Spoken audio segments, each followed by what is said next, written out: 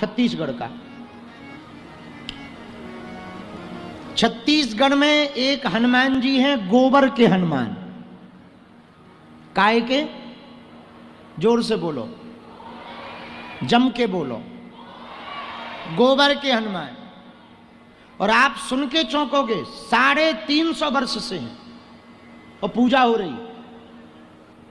गाय की गोबर से हनुमान जी की स्थापना की एक संत ने, और वो आज भी हैं और पूजते हैं।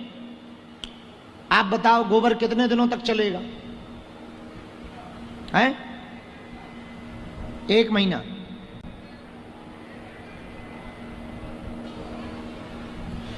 कंडा बना दिया जाए। कंडा को क्या कहते हैं यहां? उपले को क्या कहते हैं? छेना। हमारे यहां छेना रसगुल्ला वाला है। बहुत बढ़िया है। यहां बता, छेना, कंडा, उपला, उपले भी कहते। कितने दिन चलेंगे बताओ जरा? साल भर चल जाएंगे। सूख जाए तो साल भर तो चल सकते, पर क्या कोई उपला 350 साल चल सकता है? और पानी डलता रहे, सिंदूर लगता रहे, चल सकता है? बोलो। 350 साल क्या कोई गाय के गोबर से बनाई हुई मूर्ति चल सकती? पर कली काल में छत्तीसगढ़ में ऐसा हुआ। कलयुग में छत्तीसगढ़, अपने छत्तीसगढ़ प्रांत के अंतर्गत भिलाई के पास एक गांव है नारधा। भिलाई के पास है नारधा गांव में आज से 250 साल, लगभग 300 साल पूर्व में नाथ संप्रदाय परंपरा को मानने वाले संत श्री रुखड़नाथ जी आए। बड़े तपस्वी महात्मा थे। अकेले नहीं आए, 250 महात्माओं की जमात लेकर के रुखड़नाथ जी आए। पूरे भारत के लोग ध्यान से सुनना, जो लाइव सुन रहे हैं। कली काल में हनुमान जी का चमत्कार है ये। संतों की तपस्या पर जो उंगली उठाते ना कि संत ऐसे होते वैसे होते, जरा सुनो ध्यान से। रुखड़नाथ जी नाथ संप्रदाय के बहुत अच्छे महात्मा थे। 250 महात्माओं को लेकर के भिलाई के नारधा गांव में आए। जगह बड़ी अच्छी थी। सरोवर पास में, एक छोटा सा कुंड है, बड़ा अच्छा। आप वहीं के हो? तुम्हारा ससुराल है कहां? नारधा में। तो कुंड है कोई वहां? कुंड है। जरा खड़े होके बोलो।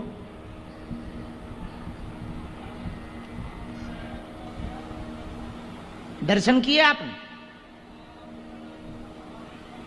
हाँ, उनका तपोस्थली भी है। और वहां एक आपने शायद, हमने तो पढ़ा है, पुस्तक में मिला। हमारे पास एक ऐसी पुस्तक है जिसमें पूरे विश्व के हनुमान जी के स्थानों का वर्णन है। तो वहां पर उसमें लिखा कि वहां पर जो है एक अग्नि है जो अभी भी जल रही है। अभी भी धुआं जल रहा 300 सालों से। ये अपने छत्तीसगढ़ में। बहुत अच्छा, बैठ। अब आपकी तो ससुराल ही, फिर तो बात ही अलग हो गई। हनुमान जी भी रिश्ते में कुछ ना कुछ तो लगेंगे ही। रुखड़नाथ बाबा जी नारधा गांव छत्तीसगढ़ भिलाई में आए। 250 महात्माओं को लेकर आए। उन्होंने तप किया। तप करते करते करते पूरे खैरागढ़ प्रांत, तब राजसी जमाना था, खैरागढ़ में राजा बैठा करते थे। हाँ, खैरागढ़ राज्य क्षेत्र में एक बीमारी फैल गई। उस बीमारी का नाम था तिजरा बुखार। पूरे क्षेत्र में फैल गया तिजरा बुखार। आसपास के लोगों ने प्रणाम करके कहा, महाराज बीमारी बहुत ज्यादा है, कोई उपाय करो।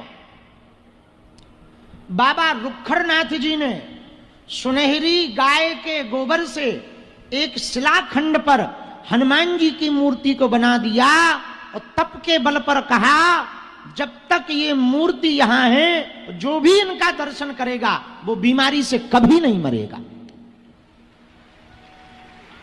तो गांव वालों ने कहा, महाराज ये हनुमान जी की मूर्ति तो आपने गोबर की बनाई, कितने दिन चलेगी? तो बाबा रुखड़नाथ ने बड़े आवेश में आके कहा, ये साधु के तप के द्वारा प्रकट श्री हनुमान जी महाराज हैं। ये ना गोबर झरेगा, ना ये पानी में गलेगा, ना ये गिरेगा। हनुमान जी ऐसे ही रहेंगे, दिनों दिन मोटे होते जाएंगे। गांव वाले फिर शाम को आए सब दर्शन करने। बोले महाराज तिजरा बुखार बहुत ज्यादा फैला है, आप कृपा करो। तो उन्होंने एक कंबल मंगाया और ऐसे पूरे क्षेत्र की तरफ कंबल घुमाया और धर दिया। गांव वालों से कहा जाओ बुखार उतर जाएगा। कुछ गांव वाले बोले बड़े पागल बाबा हैं, कहीं कंबल घुमाने से बुखार हट जाता है? किसी ने कहा महात्मा है, चुप रहो। खैरागढ़ के राजा दर्शन करने आए, तो जैसे ही प्रणाम करके खैरागढ़ के राजा रुखड़नाथ जी के सामने बैठे तो बगल में पड़ा हुआ कंबल कांपने लगा। तो खैरागढ़ के राजा ने पूछा, महाराज ये कंबल क्यों कांप रहा है? महात्मा हंसते हुए बोले, इसे बुखार चढ़ा है। बोले मतलब? बोले जो बीमारी तिजरा बुखार की है वो हमने कंबल पे धर दी, इसलिए ये कांप रहा है। और ये भयंकर ठंडी वाला बुखार है ना, तो आदमी कांपता है। राजा के किसी मंत्री को लगा उल्लू बना रहे हैं, भीतर कोई खरगोश वरगोश धर दिया होगा तो वो हिल रहा होगा, सो कंबल हिल रहा है। महात्मा बाबा रुखड़नाथ जी ने ऐसी अपनी छड़ी से कंबल हटाया, कोई जीव नीचे नहीं, अकेला कंबल ही पड़ा, कांप रहा था। महात्मा की ये लीला देखकर उस मंत्री ने क्षमा मांगी, भगवान क्षमा करो, हमारे मन में कुविचार आया था, पर एक बात बताओ ये कंबल का आप करोगे क्या? बोले कुछ नहीं, अब इसको धो देंगे तो बुखार भी धुल जाएगा। और आज भी भिलाई के नारधा गांव में, जिला कौन सा? भिलाई है।